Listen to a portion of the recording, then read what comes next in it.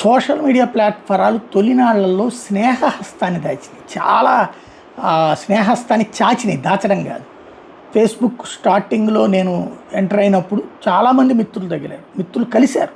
అక్కడ భావజాలమో లేకపోతే కనుక ప్రేమతో ఆప్యాయతలతో పలకరించుకున్న సందర్భాలు ఉన్నాయి. ఫేస్బుక్లో పరిచయం, ఆ తర్వాత కలిసిన సందర్భాలు ఉన్నాయి.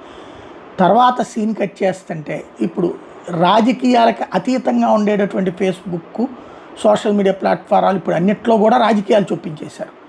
మొదట వార్తలతో ప్రారంభమై ఆ పైన రాజకీయాలు చొప్పించేశారు అన్ని. ఇక దాంతో మనం స్నేహపూర్వకంగా లేకపోతే కనుక ప్రేమపూర్వకంగా ఎవరితోన కలవాలంటే అసాధ్యమైపోయింది. ఇప్పుడు అందులో క్యారెక్టర్ అసాసినేషన్స్ పెరిగిపోయింది. దీంతో అసలు మానసిక వ్యధలు ఎక్కువవుతున్నాయి. తాజాగా స్టాన్ఫోర్డ్ 35,000 మంది పబ్లిక్తో ఒక పరిశోధన చేసింది. వాళ్ళని ఫేస్బుక్, ఇన్స్టాగ్రామ్ లాంటి వాటి నుంచి 6 వారాల పాటు దూరం పెట్టింది, ఉండమని చెప్పింది, ఉంచింది. వాళ్ళు పూర్తిగా మానసికంగా స్వస్థత చేకూరి ఉన్నారు. టోటల్గా ఎలాంటి పరిస్థితి ప్రాబ్లం లేకుండా ఉన్నారు, మానసికంగా పూర్తిగా రికవర్ అయ్యారు అన్నటువంటిది పరిశోధనలో తేలిన అంశం.